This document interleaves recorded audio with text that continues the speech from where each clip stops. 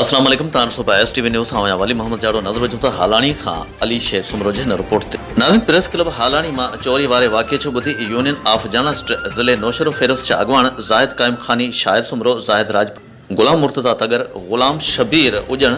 ऐं ॿिया press club हालानी पहुची सीनियर साफ़ी ऐं सिंध साफ़ी संगत सिंध जे मरकज़ी वाइस चेयरमैन बचल हिंगोरो ऐं ॿियनि प्रेस क्लब जे साफ़ियुनि खां चोरी जा तफ़सील वरिता। उन मौक़े ते मीडिया सां ॻाल्हाईंदे हुननि चयो त साफ़ी ऐं प्रेस क्लब हर सियासी समाजी मज़हबी ऐं ग़रीबनि जो भरचलो हूंदा आहिनि ऐं उतां चोरी थियणु अफ़सोस जहिड़ी ॻाल्हि आहे ऐं असां उन अमल जी सख़्त लफ़्ज़नि में मुज़म्मत करियूं। हुन वधीक चयो त साफ़ियुनि हमेशह आज़ाद सहाफ़त जी ॻाल्हि कई आहे। असां पंहिंजे साफ़ी भाइरनि सां हर ॾुखे वक़्त में गॾु आहियूं। हुन हद जे पुलिस चिताव ॾिनो त जेकॾहिं साफ़ियुनि जे ॾिनल मोहलत ताईं प्रेस क्लब मां थियल चोरी वापसि न थी ऐं चोर गुफ़्तार न थिया त असां साफ़ियुनि सां हर एहतिजाज में गॾु हूंदासीं।